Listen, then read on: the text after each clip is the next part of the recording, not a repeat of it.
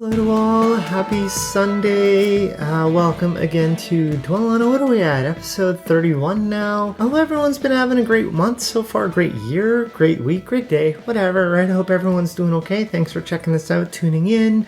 And, I've repeated the spiel often. It's in the description as well. And while you're in the description, definitely take a look at that one link that is describing a call to action to create change, to advocate for awareness and denounce the enablement of abuse to the 2S LGBTQIA plus communities. It literally takes less than a minute. Your name, your email address, and your postal code. Hit send, and that will end up sending a pre-made letter to the elected officials in your area, whether it's the civic individuals, provincial, federal. They will end up getting an email, and with that too, no matter where you live, that the mayors of Winnipeg and Toronto will get a copy of the message too. Get that message heard, that organizations in your community and every other community around us, the ones that follow the morally aligned social and ethical corporate responsibilities, will end up creating better communities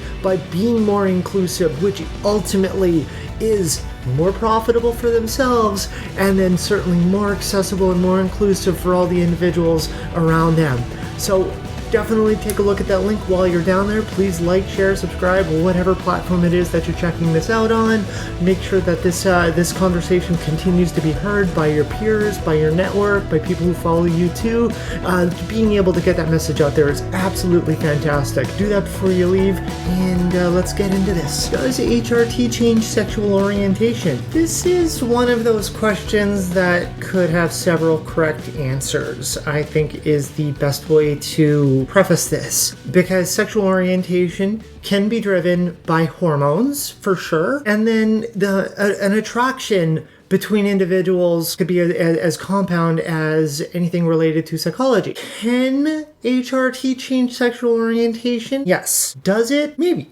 Depending on who. I know myself, personally, I've always been interested in women, and I've joked in the past about how it kind of dawned on me later, after, people would be grilling me about, well, does that mean you like men now and whatever? And be like, no, I guess that made me a lesbian now. But even thinking about that further, I have discussed about my orientation is likely best described as demisexual, where it's with a bias towards women. And I don't think that was ever affected by HRT. Now, that said, I'm no stranger to the neighborhood. I've said that before. The door isn't closed on, if there was just an absolute, okay, all right, yeah, no, all right, I'll give you a chance there when it comes to a guy, for example. And I can tell you confidently that in a past life, I never even would have entertained that, not even a dream of it. And a lot of it had to do with just social stigma. I was afraid of the world around me to have to explain why I find him so amazing. But now, it's not as difficult of a conversation to have. So that's also kind of never changed in terms of an attraction, as in it never existed in the first place, but it's not completely negligible. But now it's more acceptable for me to do. And that's not really a healthy policy that I lived with. But when you live authentic, you do allow some reframing of your life on like the most basic side of me. That hasn't changed in terms of my orientation or attraction. I've always, it's like, yes, ladies, please. But it's not uncommon to hear conversations of trans individuals who have experienced a change in orientation or attraction after being on HRT too. So as I said, that the question being a very, pardon the pun, but a very binary yes or no is certainly not it's not going to give you the answer that you're looking for. However, can HRT change sexual orientation? Yes, absolutely. What goals would you like to see met for trans folks? Are yours related? I'd say that my goals are certainly related when it comes to trans folks as a community as a whole. I'm very passionate about trans inclusion in sports, and not just inclusion, but unconditional inclusion. One of the biggest ways that I look at it is I look a generation, 2 generations ahead, which unfortunately does not get met by most who are in charge of making any sort of decisions, because they're so concerned about words like fairness without realizing how subjective the word fairness is, because fair is a now thing, and fair again is also related to only who's there, not who's upcoming. So when it comes to something like sports being such a cornerstone of culture and of society, that it influences the decisions and the behaviors and everything the world of sports touches. So when it comes to something like sports being unconditionally inclusive to trans individuals, that by extension, for all intents and purposes, prompts the community, politics, the businesses, the faiths, the whatevers, that essentially drives the machine to encourage compliance. And then by doing that, it creates a culture and it creates a community that becomes more inclusive by nature, which then means that younger and younger trans individuals will have the opportunity and the safe space and the support so that they can enter transition earlier if that's what they find necessary. Which then means that when those children begin transition, or at least halt an incorrect puberty so that they can figure their own lives out themselves better. But then they're allowed to grow into a body that is, for all intents and purposes, equivalent of their cisgendered peers. And then that takes away the conversation about fairness, because now you're not worrying, and I've mentioned this many times before, and I don't think I need to repeat it. I'll just put a link to it of previous conversations that I've made about trans inclusion in sports, but the principle of that conversation of fairness and this fear of somebody who is, apparently growing up with an advantage going into a division that other people would be crying foul about for very bigoted reasons, but that's aside from the point.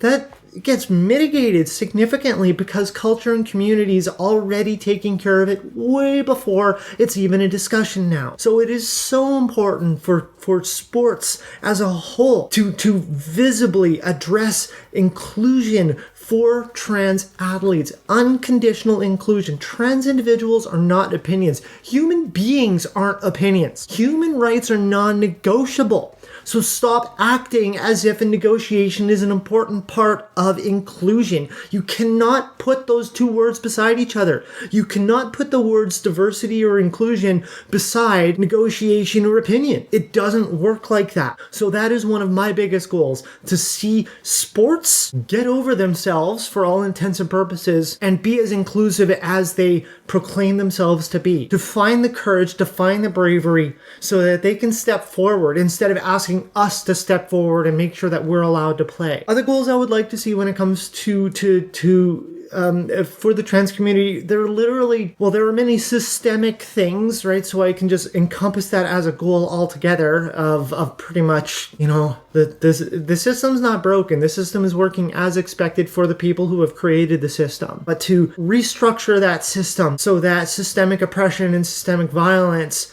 against trans individuals just doesn't happen because that's the way life goes. That is a goal for the community that I would love to see happen. Like, even when it comes to so my identification on both my passport and my driver's license includes a gender marker with an X on it. I can say with the utmost confidence that whether it is a federal employee or an agent, if I'm going to go ahead and update a form, for example, they might not be coached or trained on how to update my gender marker on my identification. Or if I'm filling out a form for whatever it is about any sort of document, especially coming out of something on a provincial, federal, or even the civic side, that those forms aren't fully inclusive to go hand in hand with my own identification, with my own birth certificate. Those shouldn't be discoveries later. If something from the top down on legal identification is allowing this type of information, everything that relates to it should automatically get updated too with those same options. So those are goals that I would love to see met because they are so simple. They're fundamentally simple. They're not difficult to comprehend. And if anyone decides to go ahead and create an argument along the lines of, well, it actually is more complicated because the computer systems use this, update the computer systems. Sorry, not listening to it. Because how things were, does not mean that we have to accept that as the way that things are, because the way things are are evolving.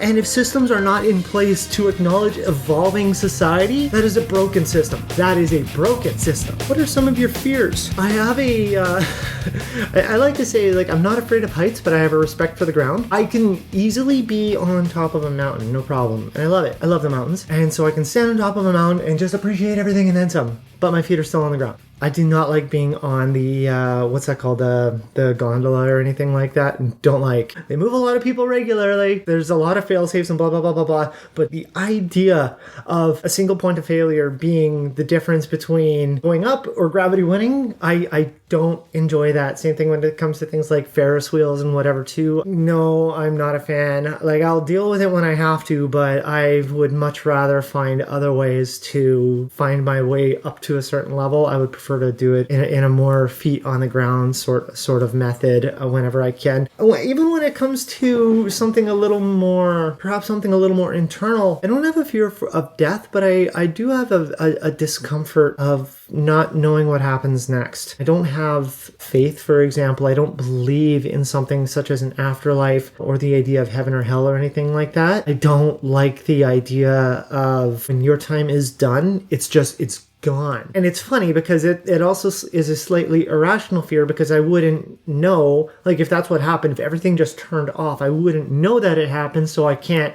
live in that ether or whatever of nothing. So it's kind of irrational in that sense, because if everything just turns off, then that's kind of good because you don't notice that and then whatever. But just the idea of trying to create change, trying to create a better world, trying to do whatever, and even aside from that, even in a past life where getting out of bed was a miracle, I still was alive. I was a functioning human being. I had thoughts, I had feelings, I had emotions. There was existence, and then to just not have existence anymore is just the weirdest thing. I don't know if I've got many fears otherwise. Like, I'm sure that if I've ever experienced something like that, I would deal with it in the moment. But otherwise, I'd like to think that I'm pretty rational about scenarios, all things considered. If anything, more than ever. More than ever, I've, my back has never been straighter. I've never stood stronger, right? I've never, just been more ready to handle anything that comes my way than ever before. So, but I'd still rather not go on a Ferris wheel. How would you spend $5 million to support the trans community? First, I would like to invest in myself, because I know that the more that I know that I am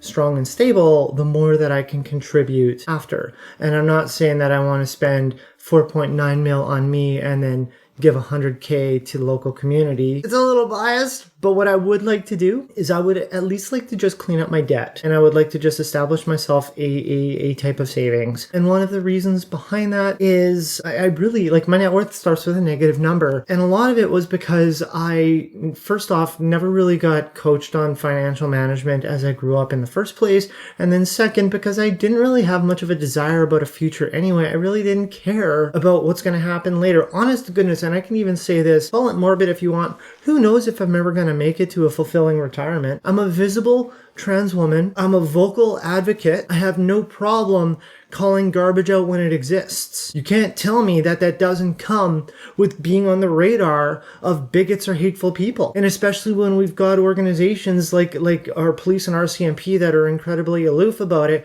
when we've got political systems that don't give a damn, when we've got social services and community services that act like they care but truly don't when they're asked to start. And even when it comes to peers and networks, they'll say the good words, but they'll all disappear when it matters. So when you put all of those things into consideration, at my age, 40, and let's just use 65 for an example, and when you look at the rate of trans individuals and the violence against them and the increase in homicides, record after record being broken in terms of violent crimes against trans individuals, does the idea of me having a fulfilling retirement actually sound like it's in the cards? So knowing that, why would I invest in a retirement when the odds of me actually being able to do anything with that are slim to none? If I was given $5 million essentially to me, like it was to me, and I was encouraged to contribute as much as I can to the trans community, like I said, the first thing that I would do is I would invest in myself. I would like to at least just pay off my debt, finish my car loan. I'd like to build a savings account that would be similar to what would be recommended for somebody my age, even if that means I just got to do a lump sum as it is, and then let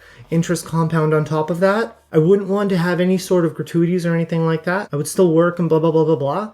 I would just like to get myself back to ground zero, or where our world suggests that we should be.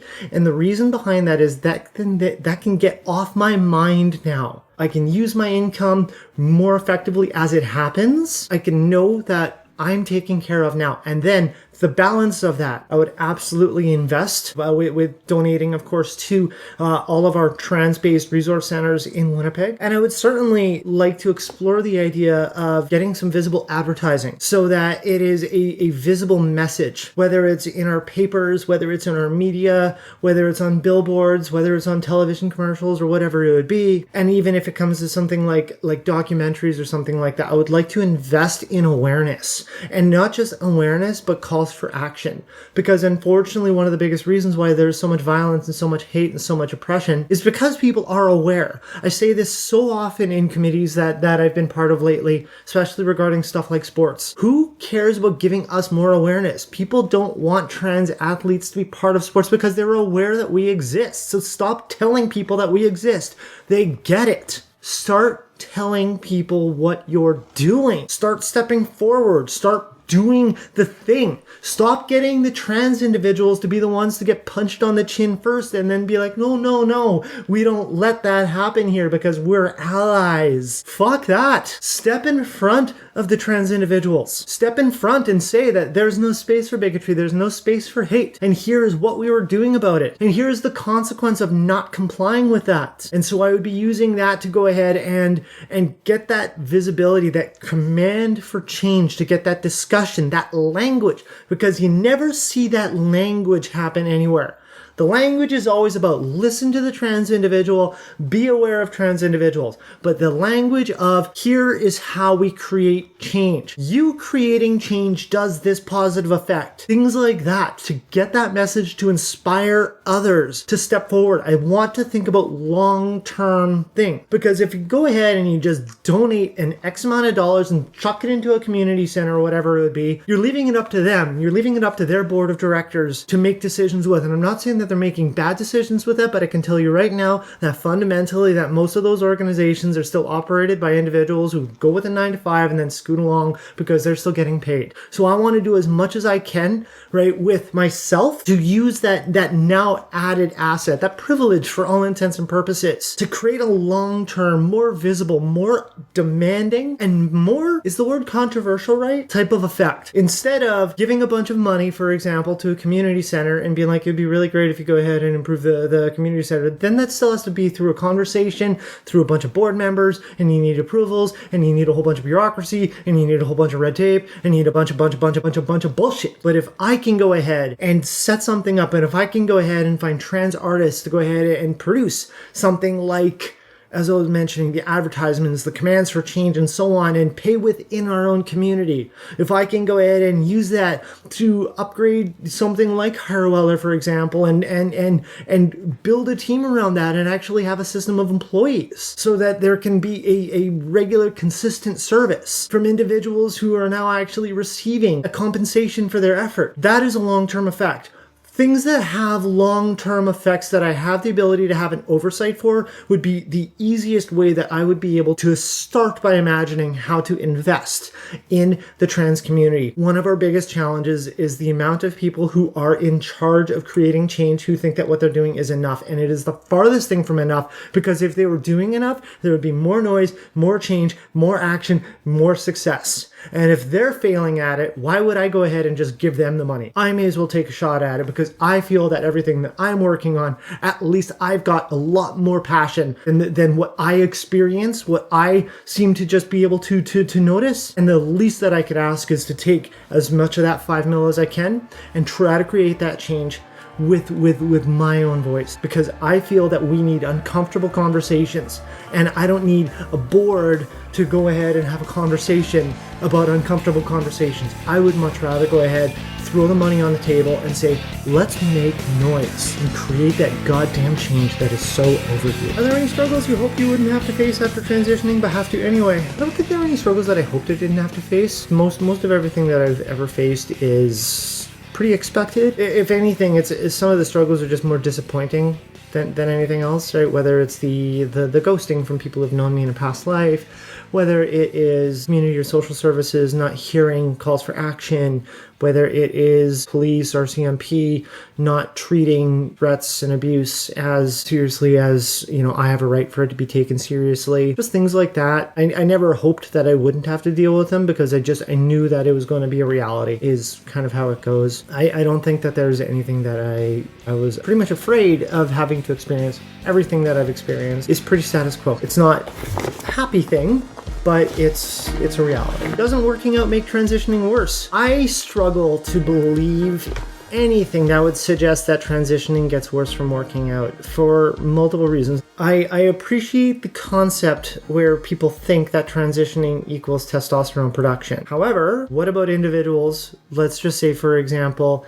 who have an orchie? And so I'll just use me in the future whenever this orchie happens. If I work out after I have an orchie, now the factory that produced testosterone is no longer part of the picture. So where's this magical testosterone coming from? Protein, for example, doesn't equal testosterone. Just to think about that when it comes to like macros and stuff like that. The development of your body from working out, of course, is directly related to the hormones in your system. The results I had from a blood test not terribly long ago, the testosterone that was in my body, not detectable. And the estrogen levels in my body are right in the exact same range of a cisgender female. When I'm working out, my body's development, whether it's muscle development, whether it comes to fat redistribution or so on, that is all directly related to the where estrogen says to do things, because estrogen's in control now. My body is also in the best shape of its life. When it comes to working out, it's more than just muscles and cardio. It is mental wellness. You feel better. When you work out and you work out regularly, it might be difficult to notice it right out of the gate, especially if you haven't worked out before, or if you've been in a slump or so on, or if you're not getting that workout that resonates with you. But when you're working out and you do it regularly, you recognize that you are in a better place. You are in a happier, healthier place. How is that bad for transitioning? By being in a better place emotionally, in a better place psychologically, in a better place physically. How are any of those things bad for transitioning? Those things are critical for a healthy transition. Working out is arguably one of the greatest things, in my opinion, that you can do when it comes to transitioning. I can use my experience as a trans woman when it comes to transitioning. Fat distribution on my body went from, in a past life, fat typically went to my abdomen, and based on estrogen, fat distribution typically goes, of course, to, breasts, hips, thighs, cheeks, and then typically around the rest of the body kind of evenly. When I was getting into the process of transitioning, of course, I was cutting as hard as I could, pretty much like scrape as much fat off of my body as possible. I was down to about 9% body fat. And with that helped fat distribution going forward go to, for all intents and purposes, the right place automatically, because then I didn't have, body fat from areas that were typically from testosterone distribution still hanging around while I'm getting fat distribution from estrogen production. Because when you're working out, you can't just isolate fat burning. It doesn't work like that. Like I said, I scraped as much fat as I could off so that I wouldn't have to deal with that later. When it comes to muscles, I don't see a problem with women with big muscles. I don't think there's anything wrong with that. But that's everyone's preference too. Cis people, trans people, some like muscles, some don't like muscles. But there's nothing wrong keeping your body in shape. Your body thanks you when it's feeling good. Your body thanks you when it's mobile. Your body thanks you when you're flexible. Your body thanks you when you're able to do all of those things that it is designed to do and not restricted from a lifestyle that prevents it. Your body thanks you for working out. Your head thanks you. You thank yourself when you feel good. Everything is better when you work out. Working out isn't something that everybody can do 24/7. Myself included. Knowing to keep it as part of a regular practice of a healthy lifestyle can only be beneficial. I've never understood how the idea of transitioning being worse from working out happens. I understand the fear of maintaining the burly structure if you're transitioning as a trans woman, for example. But I can tell you right now that in the summer, the amount of compliments that I got from being in shape, from having definition, the amount of compliments that I got was more than I've ever had in my entire life. And it was surprising. It really was. But it happened. The amount of compliments of, oh my gosh, I'm envious. Oh my gosh, you look great. Oh my gosh, you're so fit. And I'm not trying to put myself on a pedestal, but what I'm trying to say is that I busted my ass to take care of myself, and all I got as feedback from others was praise.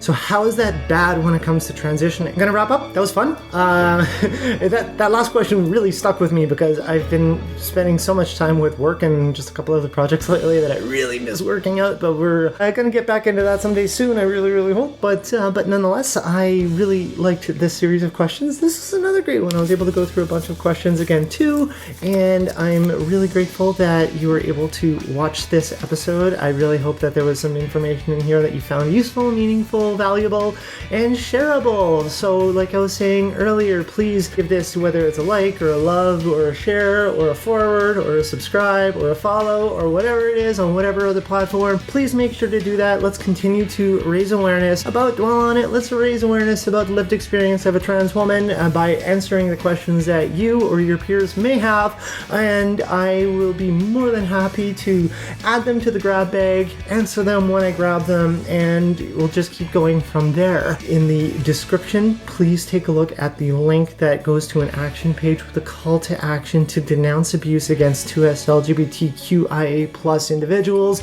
and really encourage organizations and corporations and businesses to amplify and maximize their social and their ethical responsibilities, because that builds stronger communities, and when you build stronger communities, you end up building safer communities, and when you build safer communities, you build better communities. So make sure to take literally less than a minute. Name, email address, postal code, send, everything else is done, and get your voice heard, get your peers to hear that voice, and help create that very important change that won't be done unless we keep saying it needs to be done. Thanks again for checking this out. I hope you have a great rest of your night, have a great rest of your week, and I am looking forward to seeing you come back next week too. So have a great night. Okay, bye.